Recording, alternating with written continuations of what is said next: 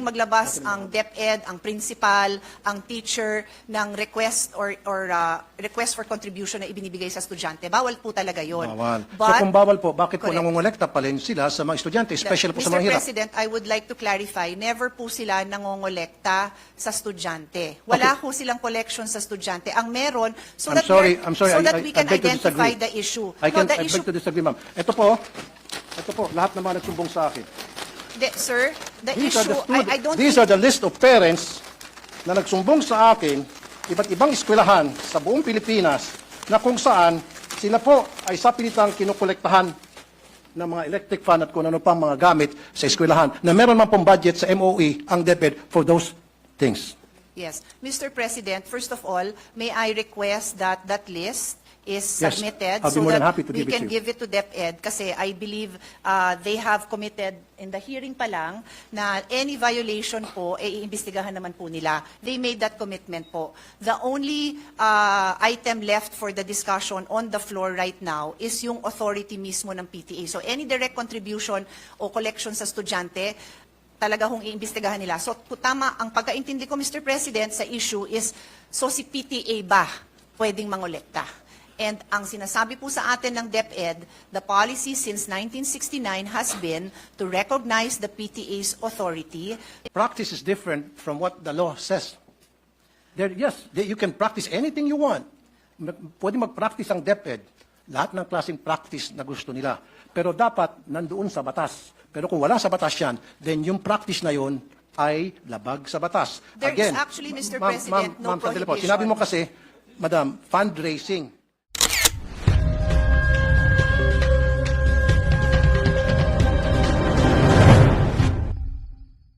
Recognized. Thank you. Just to put on record, Mr. President, the budget.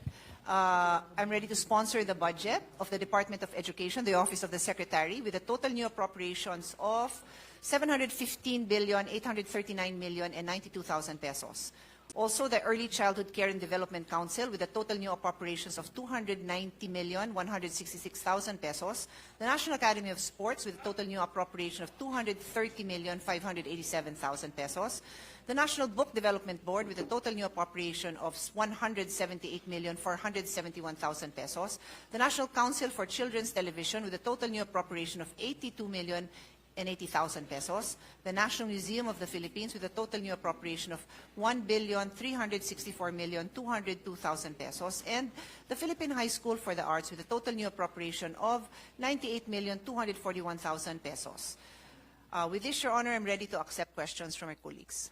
Thank you very much, our dear sponsor, Majority Floor Leader, who are next in line to propound some questions. Majority Leader. Mr. President, first to ask questions on the budget of the Department of Education is no less than the distinguished gentleman from the great province of Isabela and the Davao region, no other than Senator Rafi Tulfo. I move that he be recognized. Our distinguished colleague from Isabela and Davao, no other than Senator Rafi Tulfo, is recognized. Thank you, Mr. President. Thank you, Senator Cayetano. Mr. President, I would like to put it on record that I fully support the 715 billion pesos or more, the budget of DepEd for 2024. I don't have any problem with that whatsoever. However, just like before during the committee hearing, I just had some few concerns, and those concerns weren't really answered because for the lack of time, and I was informed that I need to produce certain documents to justify some things that I did mention during that particular hearing. Ang concern ko lang po talaga, for the longest time... May I just, before the gentleman proceeds, the Senate version is now 718.08 Okay, billion 718. Let's make it 719. No, we have to be accurate on it. Okay, sige. 700. Like I said, I don't have any problem whatsoever pagdating po sa budget ngayon for 2024 para sa DepEd. Wala po tayong question dyan. Regardless, kahit na po medyo kumulang, wala pa rin po akong problema. Thank you. Para maging klaro po tayo.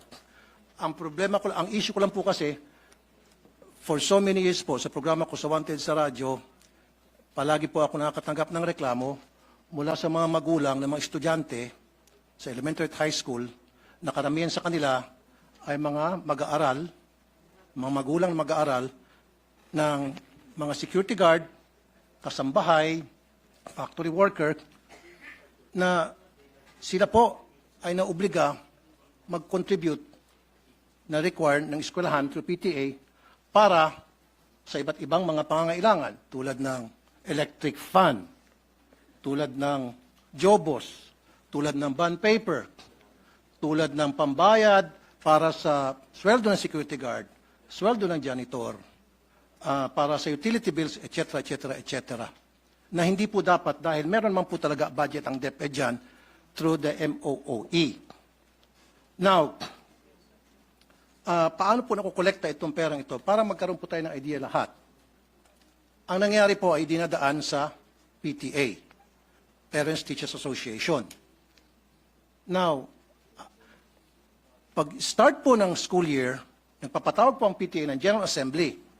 At pagdating po dun sa General Assembly, magbobotohan sila muna ng mga officers. Right after na maboto po yung officers, ang next agenda agad ay maghahanap sila ng proyekto, kailangan nila mag-identify ng proyekto para sa eskwelahan. At ano po yung mga proyektong yon? Yun po yung mga gastusin na akin pong binanggit. Okay. Now, I want to put a stop to it. I really do.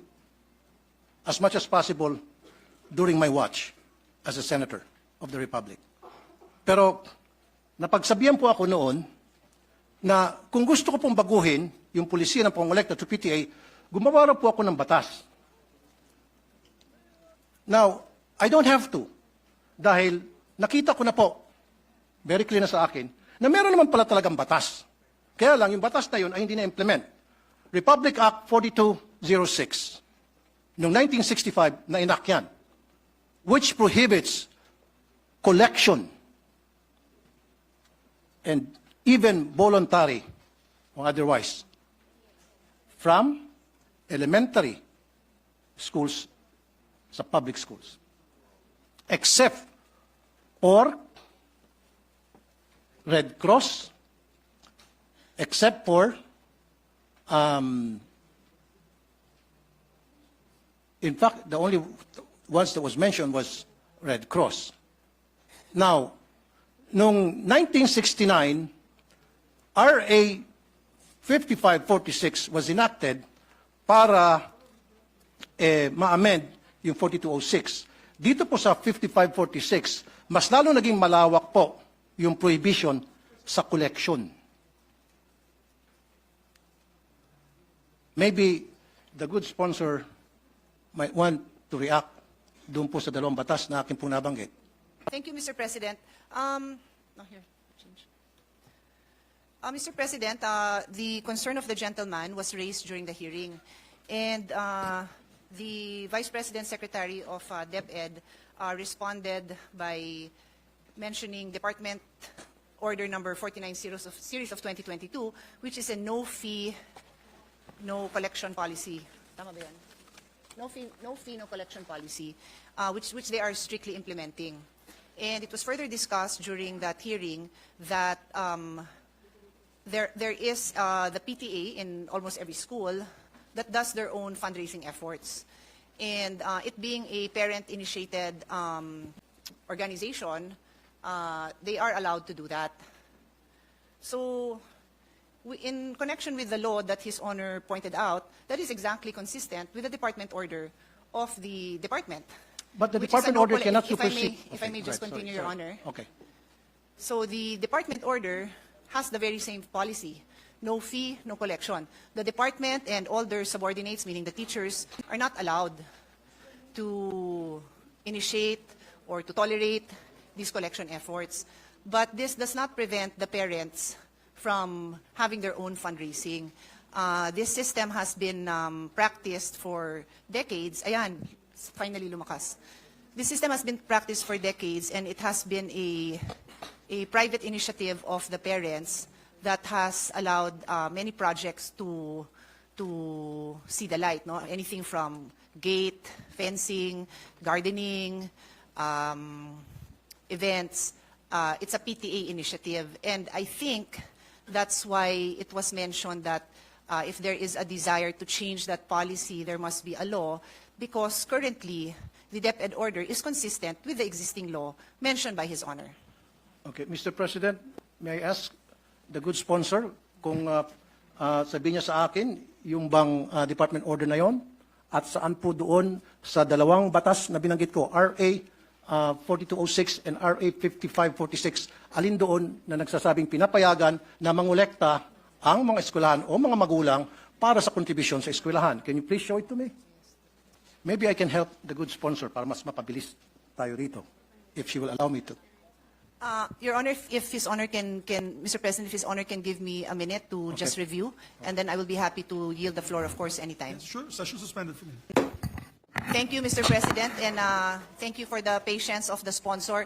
As His Honor had pointed out, it's a 1965 and 1969, no, the first one was 65 yata, and 69 law, so this representation had to refresh herself on those laws, Your Honor. Hindi pa ho ako pinapanganak noong 1965. Nung inamen, pinanganak na ako, pero hindi ko pa ito nabasa, inaamin ko naman po. Anyway, if we may go to the very important point of the gentleman, no?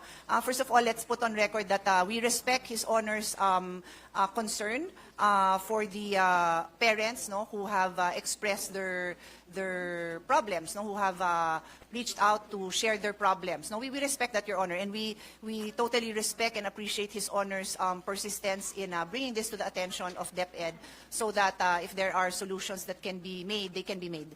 With that in mind, Your Honor, the question of His Honor, if I may paraphrase it to be sure that I respond accurately, is meron namang batas na nagbabawal na magkolekta ang PTA. Tama ho ba ang intindi ko sa tanong? Is that a correct understanding? RA 5546, bawal po talaga ang contribution, collection sa mga estudyante whatsoever, whether yan ay voluntary or otherwise, except for Red Cross, Girl Scout, Boy Scout, and Barrio High School. Yun lang po talaga minention sa 5546. Wala nang iba pa. Kaya kung meron pong ginagawang collection other than those mentions, then that is against the law, against 5546, which is happening right now in so many public elementary high school. And marami pong lumabas na mga department order, and I can mention a few of them, na they're trying to circumvent the law para lamang matuloy yung gusto nila mangyari ng eskwelahan na kumolekta. Ang point ko lamang po dito, Mr. President, Your Honor, Madam, mag-implement na tayo ng policy. Meron tayong law, then dapat it's up to the executive para ma-implement itong law. Because the last time I was informed na gumawa ko ng batas para ma-implement na raw, mag-implement ng batas. Nagagawin ko, I don't have to because meron na palang dalawang batas, Your Honor. Yes. Your Honor, Mr. President, His Honor is correct in his paraphrasing or delivering the provisions of RA 5546, kung saan ho, and I will just read it, no, para clear, maintindihan din ng mga kasamahan natin yung issue po na malapit po sa puso ng ating kasamahan. The Section 1 of RA 5546 states, the sale of tickets and or the collection of contributions in any form whatsoever by any person for any project or purpose, whether voluntary or otherwise, from school children, students and teachers of public and private schools, colleges, and universities is hereby prohibited. Tama po, sir, no? Yan, Mr. President, yan po ang tinutukoy ng ating kasamahan. Tama po. Tama ho ba? I agree. Yes, okay. So, nung ako ho ay nakikipagdiskusyon sa DepEd, aware po sila dito na bawal talaga ang collections of contributions in any form from school children, students, and teachers. And that is why in their Department Order number 49 series of 2022, known as the Promotion of Professionalism in the Implementation and Delivery of Basic Education Programs and Services, prohibits DepEd officials and employees from seeking contribution, support, solicitation of any kind, or any kind of intervention from non-DepEd entities. It goes on to say, likewise, the department implements a no-fee collection policy wherein no fees shall be collected from learners in kindergarten up to grade 4, while fees on certain memberships may be collected from learners in grade 5 and above, strictly on a voluntary basis, e.g. Boys and Girl Scouts, Philippine National Red Cross, Parent-Teachers Associations. So ito po yata, sir, ang implementing order na hinahanap nyo, Mr. President. Is his honor, do I respond to his honor's question by pointing out this DepEd order number 49? Thank you, Mr. President, Your Honor. Pero can a department order supersedes a Republic Act? Mr. President, in my humble legal opinion, this department order is consistent with the law. But I am very open to hear His Honor's concerns kung meron dito sa department order na inconsistent. Kasi isa po ako sa naniniwala na hindi talaga dapat nagsusupersede ang Correct. isang department order. We are one with that. And Thank you. I let the record show that the minority floor leader is nodding his head because for more than a decade, magkakasama kami always reviewing this department orders. Hindi ho tayo Okay. nagtotolerate na nag-e-exist. Exactly. So, nagkakaisa po tayo dyan, Mr. President. Pero dito po sa RA 5546, Mr. President, Your Honor, Madam, totally pinagbabawal ang any form of collections, voluntary or otherwise, except Red Cross, Girl Scout, Boy Scout, and then donors for the support of Barrio High School. And I have a definition of Barrio High School with me. Never did this RA mention about PTA. Yes, Your Honor. We noted that the mention of PTA is now in that department order. Upon further review and discussion with the DepEd, we are now looking at the entirety of RA 5546, wherein it states. Yes. Thank you, Mr. President. When we look at RA 5546, Section 1, and I will read it again, the sale of tickets and or the collection of contributions in any form whatsoever by any person for any project or purpose, whether voluntary or otherwise, from 1, school children, 2, students, and 3, teachers are hereby prohibited. So in the case of the PTA, Your Honor, what has been the policy of DepEd since 1969, just to be clear, it is not the policy of this administration alone, but since 1969, no, minana nila ang policy, is that there is a total ban on collection from the children, the school children, the students, and other teachers. But they recognize PTA as a separate entity that on their own have their own rules and guidelines and may on their own come up with fundraisings that are voluntary in nature. Fundraisings. Okay. Well, Can just to be clear, Your Honor, Okay. that is my own choice of words, That's Mr. your own choice of President, words. yung fundraising. No? I Okay. use it generically po, Madam, Mr. President. Meron ba diyang batas na kung saan, batas tayo, dinidefine ang meaning and function ng PTA? Alam niyo po ba yun? Dito na meron? sa RA 5546, wala hong banggit Wala. ng PTA. Tama. Wala Pero po. I will ask DepEd if there are No, any don't other... ask DepEd. Ako you nang don't bahala. need to know. Okay. Ako nang bahala. Yes, Mr. President. PD 603, December 10, 1974, dinefine ang meaning ng PTA. At nowhere here na nagsasabi ang PTA pwedeng mangolekta. Ang sinasabi rito, ang PTA isang programa, samahan, na para tulungan ng mga estudyante sa kanilang academic performance. Kung ano mga problema ng estudyante, anong problema ng mga magulang at teachers tungkol sa estudyante to enhance their participation sa eskwelahan, yun po yung purpose. Look at PD 603, ma'am. I'll give you a minute. PD 603, December 10, 1974. It is a forum being provided by the law para yung mga magulang at ng mga estudyante at guro ay magkaroon ng pagkakataon mapag-usapan yung welfare ng mga estudyante. Yung pong pinakabuod. Never doon sa PD na yan did mention na pwedeng mangolekta ang PTA ng contribution o collection para sa mga proyekto ng anumang mga proyekto sa isang eskwelahan. Mr. President, I will respond to His Honor's observation on the definition of PTA. Umpisahan ko po kung ano tong PD 603, no? This is the Child and Welfare Code. Familiar po tayo dyan. It's basically a law that governs, is meant to protect children. And Section 77, Section 77, Yeah, just to be clear, malawak ho itong batas na ito kasi ito din ho ang naging foundation ng Foster Care Act na naging basis ng mga amendments natin on foster care law. So it's a very general law, quite detailed, no, in various ways of protecting children. So there is a section on home and school, chapter 2 po ito.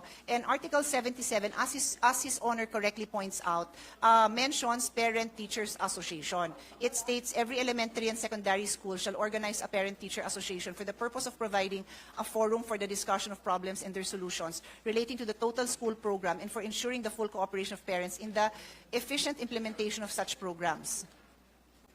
All parents who have children enrolled in a school are encouraged to be active members of its PTA and to comply with whatever obligation and responsibility such membership entails. Parent-teacher associations all over the country shall aid the municipal and the local authorities and school officials in the enforcement of juvenile delinquent control measures and in the implementation of programs and activities to promote child welfare. Mr. President, in response to His Honor's concern or conclusion that the Parent-Teachers Association do not have the authority to collect. Tama ho, no, sir? Mr. President, that is the question, no? That the Parent-Teacher Association, by definition here in PD 603, do not have the authority to collect. That is the question, Let me correct? rephrase what I said. Mr. President, Your Honor, I want a clear definition in our law that states that the PTA is allowed to collect contributions, voluntary or otherwise. Saan po sa ating konstitusyon? Saan po sa ating batas? Yun po gusto ko para maging malinaw po sa atin lahat. Yes, Dapat po understood. nandito, meron po ba? In fact, ang nakita ko lamang pong definition ng PTA, which is, sabi mo, very vague, general, is PD 603, pinakamalapit. However, dito sa PD 603, hindi po sinasabi na ang PTA ay binuo para mangolekta sa mga estudyante, ang mga eskwelahan. Mr. President, Your Honor, Madam. Mr. President, I just needed to confer with DepEd if tama po ang intindi ko. So in Article 77 of PD 603, which I had just read into the record, as I said, it states there that that every elementary school shall organize ito nga hong PTA relating to the total school program to ensure full cooperation of parents in the efficient implementation of such programs to address. They are meant to create a forum to address the problems and the solutions. So the practice of DepEd has been to support to allow the PTA to follow the mandate of Article 77, and if they need to raise funds to be able to address these problems and solutions, including the implementation of the programs, then they are governed by their own guidelines in implementing those I'm programs, sorry, Mr. including at tapusin ko lang po, Sige po. including yung fundraising. Yan po ang naging practice ng DepEd since 1969 po. Practice is different from what the law says. You can practice anything you want. Pwede mag-practice ang DepEd. Lahat ng klaseng practice na gusto nila. Pero dapat nandoon sa batas. Pero kung wala sa batas yan, then yung practice na yun ay labag sa batas. There is actually, Mr. President, no sandali po. prohibition. Sinabi mo kasi, Madam, fundraising. So pwede mag-fundraising ang DepEd. It's been a practice to the DepEd, magkakaroon silang fundraising under PD 603. Pero, Mr. President, Your Honor, sa PD 603, wala talaga ako makita rito, kahit na letter by letter, tinitingnan ko, wala talaga nagsabi rito na pwede mag-fundraising, na pwedeng humingi ng contribution, humingi ng tinatawag na voluntary contribution. Wala talaga. So it seems to me na yung DepEd ay gumagawa-gawa ng sarili nila ng guidelines sa isang batas. Gumagawa sila ng sarili nilang IRR. Mr. President, I'll go back to what the Republic Act states. It prohibits collection and contribution from students. And so the policy of DepEd has been to allow the PTAs to follow their own guidelines wherein contributions among the parents are allowed. So Okay. to be clear, just to be clear, Mr. President, importante po na maliwanag yung pagsagot ko sa napakamahalagang tanong ng ating kasamahan. Bawal talaga ang pagkolekta sa estudyante, and that is being honored by by DepEd. In other words, hindi pwedeng maglabas ang DepEd, ang principal, ang teacher ng request or request for contribution na ibinibigay sa estudyante. Bawal po talaga yon. Bawal. So But, kung bawal po, bakit po Correct. nangongolekta pa rin sila sa mga estudyante, especially po sa Mr. mga hirap? President, I would like to clarify, never po sila nangongolekta sa estudyante. Wala po silang collection sa estudyante. Ang meron, so I'm that, sorry, we can I beg to identify disagree. the issue. I No, the beg issue, to disagree, ma'am. Ito po, lahat naman nagsumbong sa akin. sir, the These are issue, the I don't these are the list of parents na nagsumbong sa akin, iba't ibang eskwelahan sa buong Pilipinas, na kung saan sila po ay sa pilitang kinukolektahan ng mga electric fan at kung ano pang mga gamit sa eskwelahan, na meron man pong budget sa MOE ang DepEd for those things. Yes. Mr. President, first of all, may I request that that list is Yes, submitted I'll be so more than that happy to we give it can to you. give it to DepEd kasi I believe they have committed in the hearing pa lang na any violation po, iimbestigahan naman po nila. They made that commitment po. The only item left for the discussion on the floor right now is yung authority mismo ng PTA. So any direct contribution o collection sa estudyante, talaga hong iimbestigahan nila. So tama, ang pagkaintindi ko, Mr. President, sa issue is, so si PTA ba pwedeng mangolekta?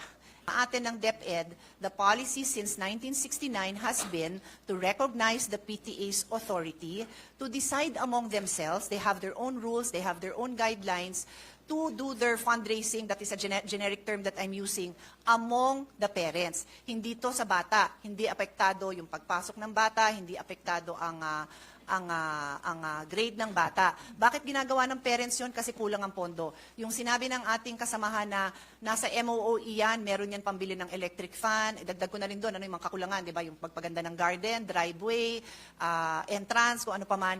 Lahat naman po yan nilalagyan ng MOOE. Pero if I may call the attention of our chairman, talaga naman wala na ho tayo, nagbibigay ho tayo ng maraming pondo, but hindi ho talaga nakukumpleto, no? In fact, ako na magsasabi, because baka may magtanong, yung mga repairs, no? Pagpalagay mo ng may electric fan dun sa loob ng classroom, o di kaya yung picture na pinakita ni Senator Bongo, medyo bumagsak yung kisame, lahat po yon falls under repairs of basic facilities. Pero natanggalan po yan ng pondo, na ilipat po sa ibang pondo yan, hindi ho ng Senado. So may mga issue pong ganyan. I want to assure our colleague that hanggat makakaya, sinusuportahan ng ating chairman yung ating recommendation to increase the MOOE. So that basic principle, I think everyone in the Senate supports his honor, na mapondohan sana ng lahat na yan. So, remaining na lang po yan, kung ano ho, hanggang saan ang kakayahan ng PTA to among themselves decide to fundraise parent to parent. I cannot add to my answer kasi yan po ang policy. Hindi ko naman ho kayo bobolahin, Mr. President, na iba yung policy. Yan po ang policy na ginagamit po nila. So kung may recommendations, suggestions ang ating kasamahan, this representation is happy to relay at nandito naman ang DepEd para pakinggan ang mga suggestion ng ating kasamahan. Thank you, Mr. President. Thank you, good sponsor, Honorable Congresswoman Senator Pia Cayetano, sorry. Thank you. Pero gusto ko lang pong balikan, Mr. President, Your Honor, yung sinabi mo, it's been a long time practice. Tama? Policy po. Policy, okay, sige. I stand corrected. It's been a long time policy na pinapractice sa DepEd for so many years na ilan sa atin hindi pa niya pinapanganak dito. Of course, ako pinanganak na ako dyan. Pero dapat, a policy should be dictated by the law. So is there a law na kung saan sinasang-ayunan ng policy na sinasabi nyo matagal na pinapractice ng mga taga-DepEd? Dapat lahat ng mga bagay na ginagawa sa ating mga eskwelahan, lalo sa DepEd, na who's receiving lots and lots of budget by the billions, dapat nandoon nakasaad sa batas. Hindi pwede po silang gagawa-gawa ng sarili ng policy na wala po sa batas. Dapat lahat po ng polisiya nandoon po. Mr. President, may I respond to that statement? Mr. President, as I said, no, kaya ho ako nag-abalang ipaliwanag na ang PD 603 is a very broad law intended to protect the rights of children. Kaya nga po, Child and Youth Welfare Code ang pangalan nito. And there is just one chapter on home and school, which is only 2 articles. So, dito po sa articles na to, at binasa ko naman on record, yung pag-create ho ng PTA, wala na hong detalye yun. The fact Mr. President, that there is no prohibition, that there is no provision that specifically or expressly prohibits the PTA from engaging in certain acts to pursue their mandate. Yes, there is. Mr. President, if I may just continue. My statement is, the fact that there is no provision that expressly prohibits the PTA from pursuing their mandate is in itself an accepted principle that there is no violation. It is a rule of statutory construction that what is not expressly or impliedly prohibited by law may be done. So yan ho ang ating statutory constructions when it comes to prohibited acts. So pag sinabi po natin bawal ito, then we need to produce that law that prohibits it. And so we do have yung dalawang RA na binanggit naman ng ating kasamahan. Meron nga hong RA na nagbabawal. Yes. But that is why I have been repeatedly explaining that since 1969, ang implementation ng ating DepEd dito, they believe that they have been implementing this in the true spirit of the law na nagsasabing bawal mangolekta sa bata. They cannot collect contributions from school children, students, and teachers. Yun ho ang specific wording of the law. Exactly. Sige, pagbigyan ko po, I yield my floor to the Mr. President, minority Yes, leader. Minority Floor Leader. thank you with the permission of my colleagues. The good sponsor mentioned statutory construction, which I used to teach in law school. We have to harmonize, and I'm thankful for the discussion. At least we brought out the RA 5546 and then Article 77 of the Child and Youth Welfare Code. Kung makikita po natin, yung RA, bawal mangolekta sa bata. Okay. Actually, sino kinokolektahan mo kung nangongolekta ka sa bata of elementary school age? Hindi ba magulang din? So if you look at the spirit of the law, bawal mangolekta sa bata at sa kanyang magulang. Ang proviso sa dulo, kung out of the goodness of the heart of the parent, willingly, without any prompting or solicitation, magdodonate siya sa school, hindi bawal yun. Okay. And then, if you look at Article 77, shall organize the PTA, in-enumerate ngayon yung purpose ng PTA. Wala po dun because it should solicit funds to financially help the school. Wala rin po dun sa Article 77 yun. So if we harmonize the two provisions, not only looking at the letter, but also looking at the spirit, I would tend to agree with the point of our interpellator, Senator Tulfo, na bawal. And if there is a department order na may interpret na pwede for the PTA to prompt or solicit or to ask contributions from the parents, let's review this department order because, in my humble opinion, it violates the law, Mr. President. So thank you for the time, sir. Thank you, Minority Leader. With the indulgence of our colleagues, may we recognize, Mr. President, our Senate President Pro Temp for her interjection? With the Our indulgence. distinguished Senate President Pro Tempore, Senator Lauren Legarda is recognized. Thank you, Mr. President. May I humbly suggest that since the GAA is the most important piece of legislation, it may be applicable only for the next 12 months. However, but you can keep on making it a special or a general provision. If it is the advocacy of the good gentleman, the interpellator, and if the Vice Chair and the Chair would agree, then perhaps a draft of a special provision to reiterate an old law or a policy that may be general but may apply to that may be reiterated in a special provision for the DepEd budget to, use a better word, prohibit, not encourage, no forced contribution when applicable, when reasonable. I leave it to you how to draft it. If, based on the conversations, discussions I've been hearing, while it is a very important thing, and there are many other issues in the education sector, perhaps the way forward for the solution would be a special provision, if the Chair and the Vice Chair would agree. That would refer to policies, department orders, and the old law from the 1970s, which I heard. So that's my humble suggestion, Mr. President. How that provision will sound, will be drafted, I leave it to the body. But it may prohibit or not, at least not encourage the contribution, especially from the poor families.